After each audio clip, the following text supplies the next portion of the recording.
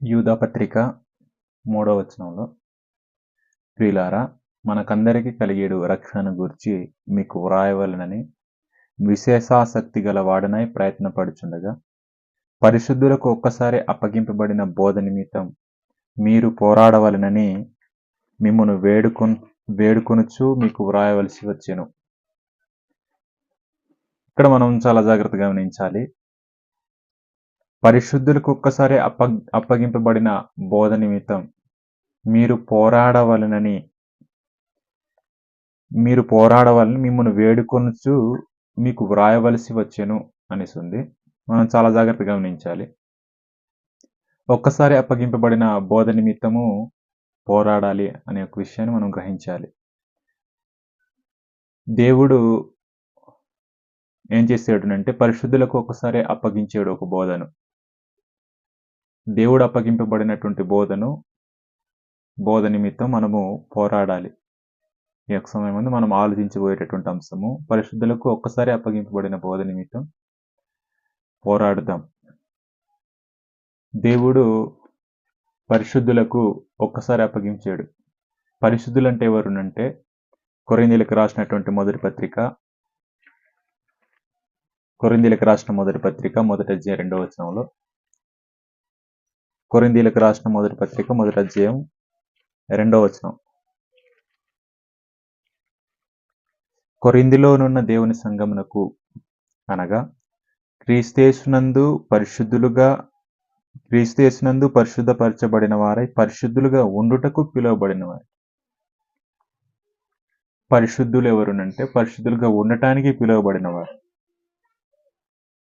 దేని ద్వారా పిలువబడిన వారు అంటే సువార్త ద్వారా పిలువబడిన వారు. ఎవరైతే క్రీస్తు ప్రభు యొక్క సువార్త ద్వారా పిలువబడ్డారో వారు పరిశుద్ధులు.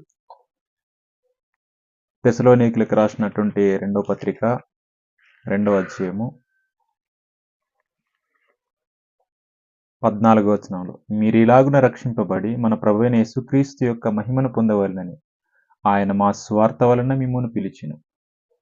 స్వార్థ ద్వారా పిలువబడినటువంటి జనులు, పరిశుద్ధపరచబడిన వారే పరిశుద్ధులుగా ఉండటకు పిలువబడినటువంటి జనులు పరిశుద్ధులు. అటువంటి పరిశుద్ధులకు దేవుడు ఒక్కసారి అప్పగించాడు బోధను. పరిశుద్ధులకు అప్పగింపబడినటువంటి బోధ ఒక్కసారి అప్పగింపబడింది. ఒక్కసారి అప్పగింపబడినటువంటి బోధ నిమిత్తం మనం ఏం చేయాలి అంటే పోరాడాలి.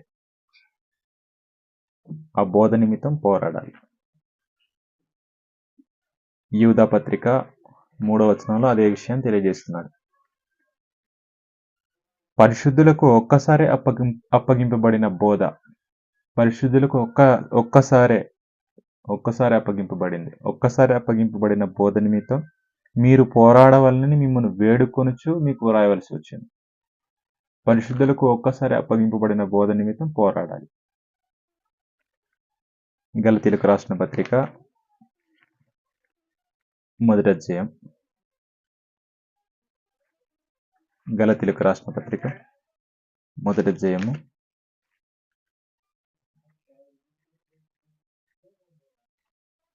6వ వచనం నుంచి, క్రీస్తు కృపను బట్టి మిమ్మును పిలిచిన వానిని విడిచి భిన్నమైన సువార్త తట్టుకు మీరింత త్వరగా తిరిగిపోవుట చూడగా నాకు ఆశ్చర్యమగుచున్నది.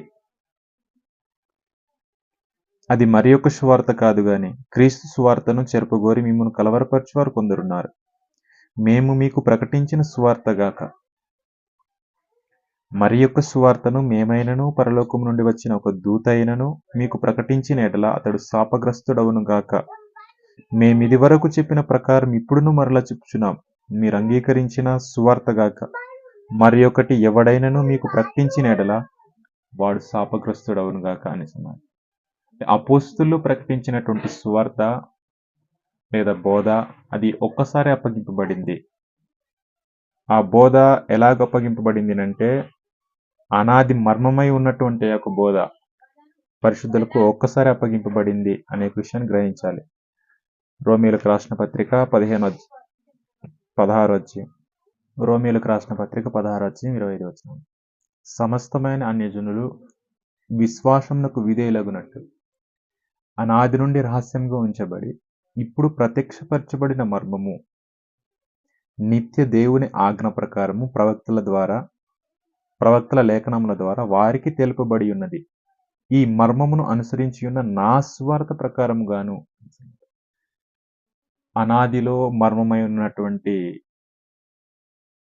సువార్త లేదా బోధ, ఈ బోధ అన్నది అనాది దేవుని మర్మమై ఉంది. సమస్తమైన అన్ని జనులకు విశ్వాసమునకు విధేయులగునట్లు అనాది నుండి రహస్యంగా ఉంచబడి ఇప్పుడు ప్రత్యక్షపరచబడిన మర్మము, ఆ మర్మము నిత్య దేవుని ఆజ్ఞ ప్రకారము ప్రవక్తల లేఖనముల ద్వారా వారికి తెలుపబడెను. ఈ మర్మము అనుసరించి ఉన్న నా స్వార్థ ప్రకారంగాను అనిచున్నాడు. ఈ సువార్త అన్నది దేవుడు అపోస్తలులకు అప్పగింపబడినటువంటి బోధ.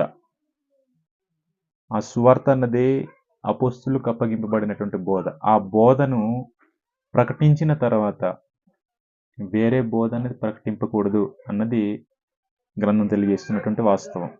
గలతీ పత్రిక 1:8 మేము మీకు ప్రకటించిన సువార్తగాక మరియొక సువార్తను మేమైనను పరలోకం నుండి వచ్చిన ఒక దూతైనను మీకు ప్రకటించినట్లా అతడు శాపగ్రస్తుడవును గాక.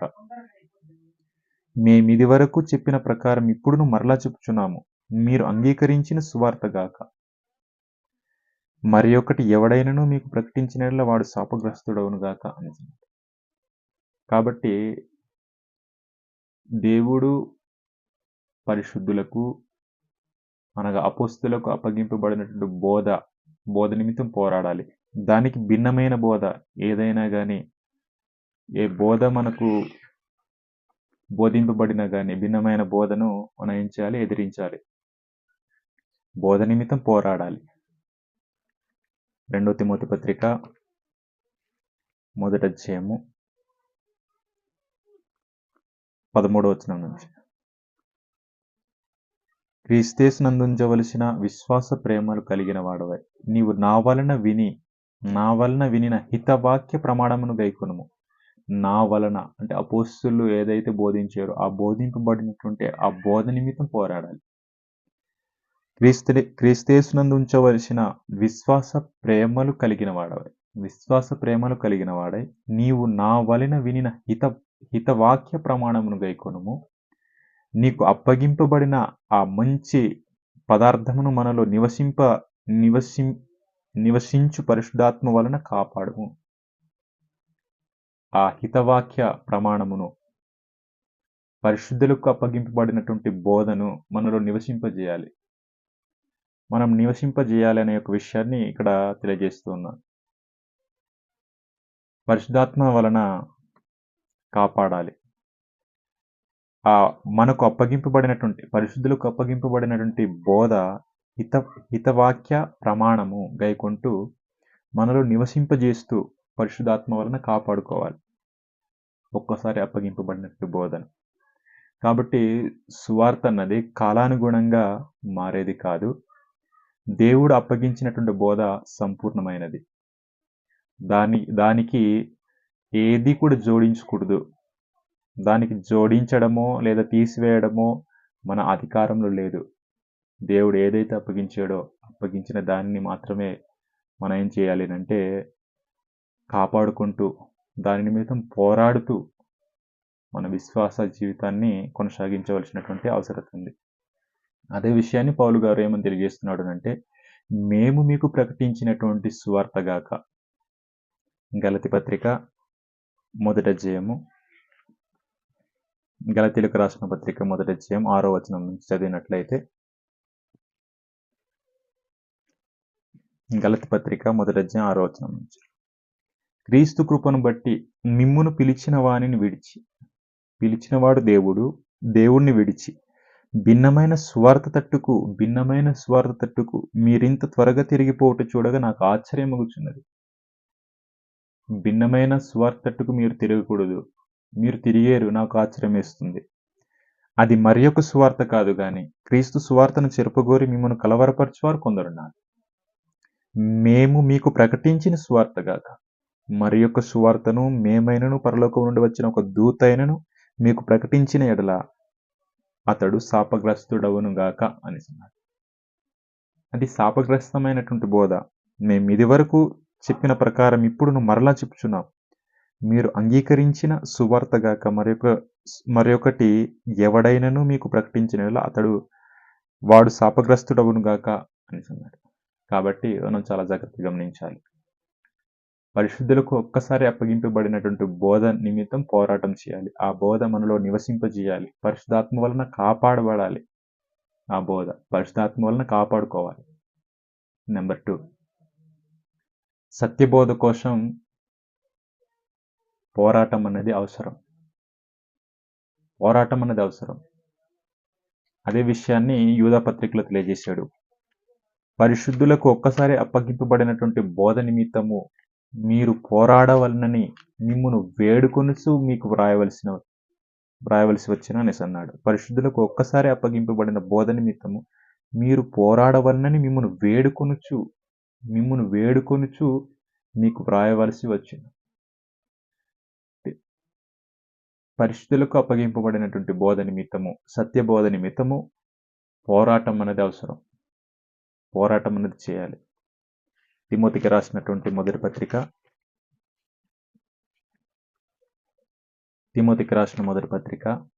6వ అధ్యాయము 12వ వచనంలో, విశ్వాస సంబంధమైన మంచి పోరాటము పోరాడుము, నిత్య జీవమును చేపట్టుము, దాన్ని పొందుటకు నీవు పిలువబడి అనేక సాక్షుల ఎదుట మంచి ఒప్పుకోలు ఒప్పుకుంటే.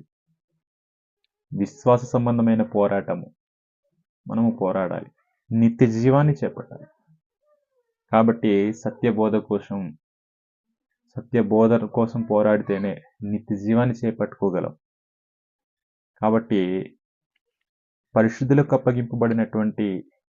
ఒక్కసారి అప్పగింపబడినటువంటి బోధ నిమిత్తం పోరాటం అనేది చేయాలి. ఆ పోరాటం అన్నది విశ్వాస సంబంధమైనటువంటి పోరాటము, విశ్వాస సంబంధమైన మంచి పోరాటము. ఎఫెసీయులకు రాసిన పత్రిక 6వ అధ్యాయం. ఎఫెసీయులకు రాసిన పత్రిక 6వ అధ్యాయము 10వ వచనం నుంచి, తుదకు ప్రభు యొక్క మహాశక్తిని బట్టి ఆయన యందు బలవంతులై ఉండుడి. మీరు అపవాది తంత్రములను ఎదిరించుటకు శక్తిమంతులగునట్లు దేవుడిచ్చు సర్వాంగ కవచమును ధరించుకునుడి. ఏలైనగా మనము పోరాడునది శరీరులతో కాదు గాని ప్రధానులతోనూ అధికారులతోనూ ప్రస్తుత అంధకార సంబంధులకు లోకనాథులతోనూ ఆకాశమండలమందున దురాత్మ సమూహములతోనూ పోరాడుచు. మన యొక్క పోరాటము శరీర సంబంధమైనది కాదు, ఆత్మ సంబంధమైన పోరాటం. ఈ ఆత్మ సంబంధమైన పోరాటమును పోరాడుతున్నప్పుడు మనము చాలా జాగ్రత్తగా పోరాడాలి. ఒక్కసారి అప్పగింపబడినటువంటి బోధ నిమిత్తం పోరాటం చేయాలి. అది పరిశుద్ధులకు అప్పగింపబడినటువంటి బోధ నిమిత్తం అది మనం పోరాడాలి. అది విశ్వాస సంబంధమైనటువంటి పోరాటం. ఆ పోరాటం అనేది శరీరులతో కాదు, లోకనాథులతోనూ ఆకాశమండలమందున్న దురాత్మల సమూహములతోనూ మనం పోరాడుచున్నాం. కాబట్టి బోధ నిమిత్తం పోరాడాలి.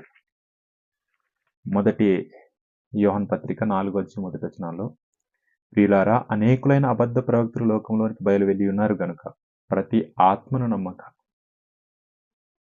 దేవుని ఆత్మ కలిగిన వాడా, దురాత్మ కలిగిన వాడా గ్రహించాలి. ప్రతి ఆత్మను నమ్మక, ఆయా ఆత్మలు దేవుని సంబంధమైనవో కావో పరీక్షించడు. కాబట్టి సత్యం కోసం పోరాటం అనేది చేయాలి. దేవుడు అప్పగింపబడినటువంటి బోధ నిమిత్తం పోరాటం చేయాలి. కాబట్టి సత్యాన్ని హృదయంలో ఉంచుకొని, సత్యాన్ని మాలో నివసింపజేస్తూ, సత్య బోధ కోసం పోరాటం చేస్తూ, సత్యాన్ని లోకమునకు భయపడకుండా ప్రకటించవలసినటువంటి బాధ్యత మనకు. నెంబర్ 3, తప్పుడు బోధకులను గుర్తించాలి. అబద్ధ బోధను, ఒక్కసారి అప్పగింపబడినటువంటి బోధను కాకుండా వేరే బోధను బోధించే వారిని మనము పరీక్షించాలి. తప్పుడు బోధకులను గుర్తించాలి. నెంబర్ 3, తప్పుడు బోధకులను గుర్తించాలి. యూదా పత్రిక 4వ వచనంలో, ఏలయనగా కొందరు రహస్యముగా చొరబడి ఉన్నారు. కొందరు అబద్ధ బోధకులు, కొందరు రహస్యముగా చొరబడి ఉన్నారు. వారు భక్తిహీనులై మన దేవుని కృపను కామతురత్వమునకు దుర్వినియోగపరచుచు మన అద్వితీయ నాథుడును మన ప్రభు అయిన యేసుక్రీస్తును విసర్జించి ఉన్నారు. ఈ తీర్పు పొందుటకు వారు పూర్వమందే సూచింపబడి ఉన్నారు. కాబట్టి వారు కొందరు రహస్యంగా చొరబడి ఉన్నారు కాబట్టి వారిని మనము కనిపెట్టాలి. మత్తయి సువార్త 7వ అధ్యాయం 15వ వచనం.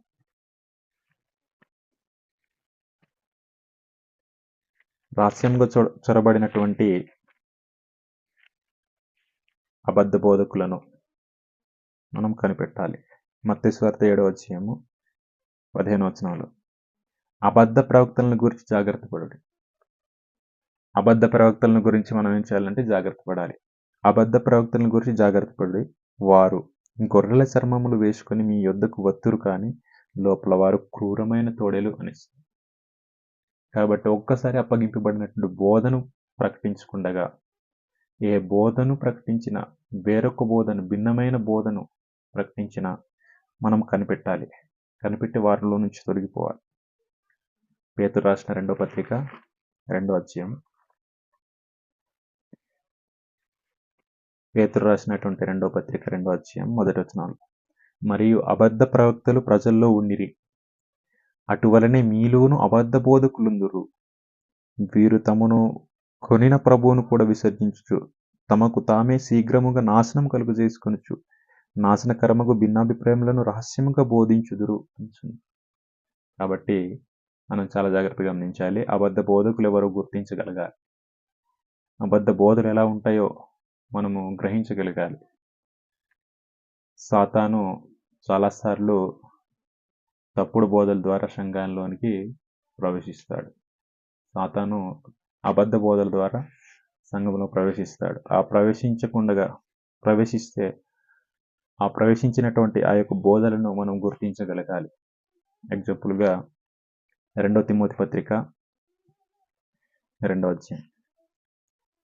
2 తిమోతి పత్రిక 2వ అధ్యాయము. 2 తిమోతి పత్రిక 2వ అధ్యాయము 17-18 వచనాలు. కొరుకుపుండు ప్రాకినట్టు వారి మాటలు ప్రాకును. వారిలో హుమెనయును పిలేతును ఉన్నారు. వారు పునరుద్ధానం గతించినని చెప్పుచు సత్య విషయము తప్పిపోయి కొందరు విశ్వాసమును చెరుపుచున్నారు. కాబట్టి ఇక్కడ మనకు ఇద్దరు అబద్ధ బోధన చేసినట్టు మనం చూస్తూ ఉన్నాం. హుమెనయును పిలేతును, వీరు చేసినటువంటి బోధ అబద్ధ బోధ. వారి యొక్క బోధ, అబద్ధ యొక్క బోధ ఎలా ఉంటుంది అంటే కొరుకుపుండు ప్రాకినట్టు ప్రాకుతుంది. వారి మాటలు ప్రాకును. అబద్ధ బోధ అన్నది చాలా వేగంగా ప్రవేశిస్తుంది. కొరికిపుండు ప్రాకినట్టు వారి యొక్క మాటలు ప్రాకుతాయి. అలా ప్రాకనివ్వకుండా మనము వారిని గుర్తించగలగాలి. గుర్తించి ఒక్కసారి అప్పగింపబడినటువంటి బోధ నిమిత్తము పోరాడాలి. కాబట్టి ప్రతి బోధను మనము పరీక్షించగలగాలి. అది గ్రంథం ప్రకారంగా ఉందో లేదో, అలాగుందో లేదో పరీక్షించగలగాలి. పరీక్షించి మనం ఆ యొక్క అబద్ధ బోధలను, తప్పుడు బోధలను మనం గుర్తించగలగాలి. నెంబర్ 4, బైబిల్ను పరిశీలించే విశ్వాసులుగా ఉండాలి. ప్రతి బోధను నమ్మకుండగా బైబిల్ పరీక్షించే విశ్వాసులుగా ఉండాలి. నెంబర్ 4, అపోస్తుల కార్యాల గ్రంథం 17వ అధ్యాయం.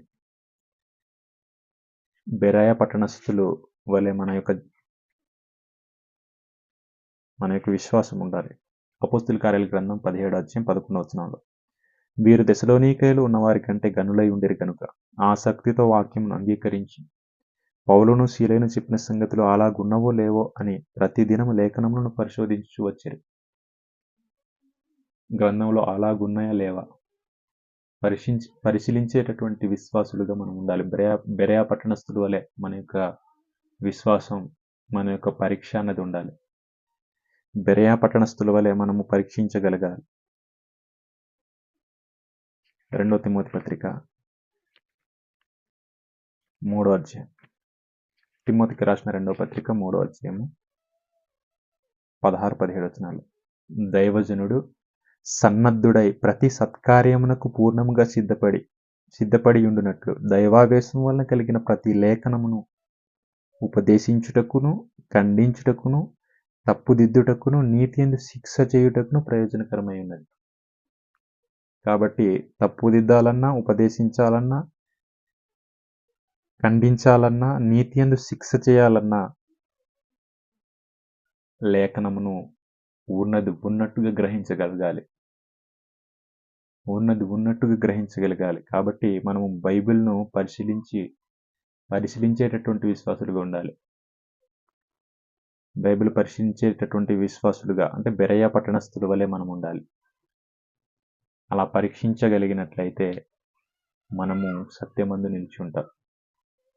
నెంబర్ 5, సత్యంలో నిలిచేవారే చివరి వరకు నిలబడతారు. కాబట్టి మనం సత్యంలో నిలబడాలి అంటే మనము బైబిల్ను పరిశీలించి వినాలి. బైబిల్ను పరిశీలించి విశ్వాసులుగా ఉండాలి. సత్యంలో నిలవాలి. యోహాను సువార్త 8వ అధ్యాయం 31వ వచనంలో, యోహాను సువార్త 8:31, కాబట్టి యేసు తనను నమ్మిన యూదులతో, మీరు నా వాక్యమందు నిలిచిన వారైతే నిజంగా నాకు శిష్యులై ఉండి సత్యమును గ్రహించెదరు. వాక్యమందు నిలిచిన వారైతే, మీరు నా వాక్యమందు నిలిచిన వారైతే నిజముగా నాకు శిష్యులై ఉండి సత్యమును గ్రహించెదరు. వాక్యమందు నిలిచి ఉండాలి. కొలస్సీలకు రాసిన పత్రిక 2వ అధ్యాయం. కొలస్సీలకు రాసిన పత్రిక 2వ అధ్యాయము 6-7 వచనాలు. కొలస్సీ పత్రిక 2వ అధ్యాయము 6-7 వచనాల్లో,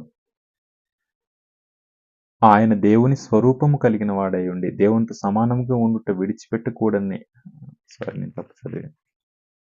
కొలస్సీ పత్రిక 2వ అధ్యాయము 6-7 వచనాలు. కావున మీరు ప్రభువైన యేసును అంగీకరించిన విధముగా ఆయన యందు వేరు పారిన వారై ఇంటి వలె కట్టబడుచు, మీరు నేర్చుకున్న ప్రకారము విశ్వాసమందు స్థిరపరచబడుచు, కృతజ్ఞతాస్తులు చెల్లించుట యందు విస్తరించుచు ఆయన యందుండి నడుచుకునుడి. మీరు నా వాక్యమందు నిలిచి ఉంటే ఆయన యందుండి నా యందుండి నడుచుకుంటారు అనే విషయాన్ని ఇక్కడ తెలియజేస్తుంది. ఆయన యందుండి ప్రభువైన యేసుక్రీస్తునందుండి నడుచుకోవాలి. ప్రకటన గ్రంథం 2వ అధ్యాయం 10వ వచనం. ప్రకటన గ్రంథం 2:10.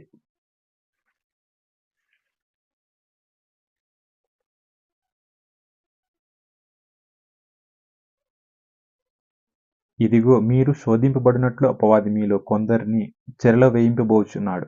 10 దినములు శ్రమ కలుగును. మరణము వరకు నమ్మకముగా ఉండుము, నీకు నేను జీవ కిరీటం ఇచ్చేదను. మరణము వరకు నమ్మకంగా నిలిచి ఉండాలి. సత్యంలో నిలిచి ఉండాలి. సత్యంలో నిలిచిన వారే చివరి వరకు నిలబడతారు. మరణము వరకు నిలబడతారు సత్యమందు నిలిచి ఉంటేనే. కాబట్టి మనము సత్యంలో స్థిరంగా ఉండాలి. సత్యంలో స్థిరంగా ఉన్న వారినే దేవుడు మనల్ని రక్షిస్తాడు లేదా జీవ కిరీటాన్ని ఇస్తాడు. చివరి వరకు మనము నమ్మకంగా ఉంటేనే.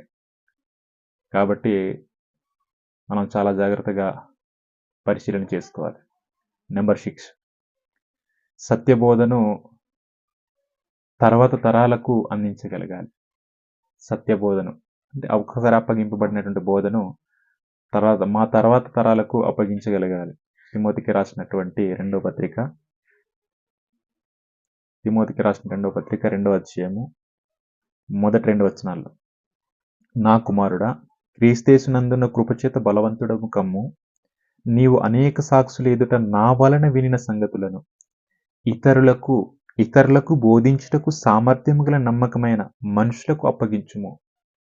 ఇతరులకు అప్పగించేటప్పుడు నమ్మకమైనటువంటి సామర్థ్యము, నమ్మకమైనటువంటి వారికి దేవుడు ఒక్కసారి అప్పగింపబడినట్టు బోధను మనం ఏం చేయాలనంటే, మన యొక్క తర్వాత తరాల వారికి అది అప్పగించాలి. మన యొక్క తర్వాత తరాల వారికి అందించగలగాలి. ద్వితోపదేశకాండం 6వ అధ్యాయం. ద్వితోపదేశకాండం 6వ అధ్యాయం.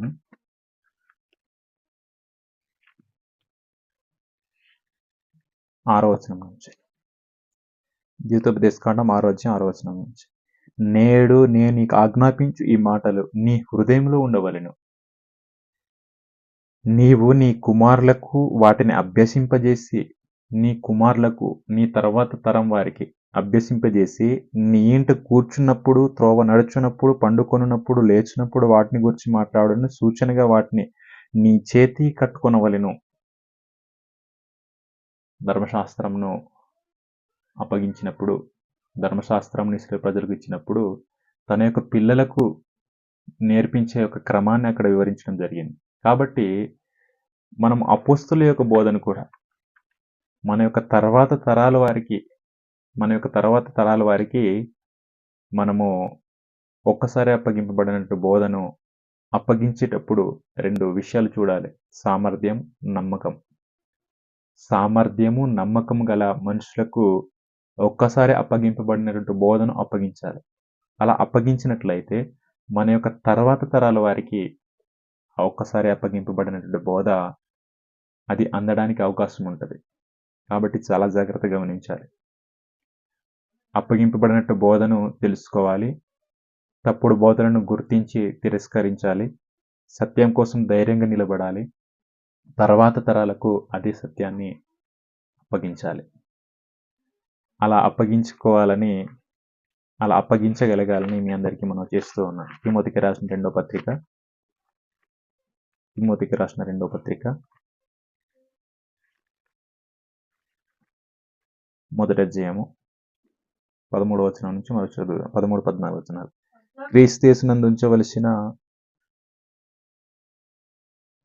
క్రీస్తేసునందుంచవలసిన విశ్వాస ప్రేమలు కలిగిన వాడై నీవు నా వలన వినిన హితవాక్య ప్రమాణమును గైకొనుము. నీకు అప్పగింపబడిన ఆ మంచి పదార్థమును మనలో నివసించు పరిశుద్ధాత్మ వలన కాపాడుము. క్రీస్తేసునందుంచవలసిన విశ్వాస ప్రేమలు కలిగిన వాడవై నీవు నా వలన వినిన హితవాక్య ప్రమాణమును గైకొనుము. నీకు అప్పగింపబడిన ఆ మంచి పదార్థములను మనలో నివసించు పరిశుద్ధాత్మ వలన కాపాడుము. కాబట్టి ఇలాగూ మనకు అప్పగింపబడిన బోధను కాపాడుతూ మన యొక్క తర్వాత తరాల వారికి అప్పగించాలని మీ అందరికీ మనం చేస్తూ, ఇంతవరకు శ్రద్ధగా ఓపికతో విని మీ అందరికీ ప్రభువైన యేసుక్రీస్తు నామమున వందనాలు.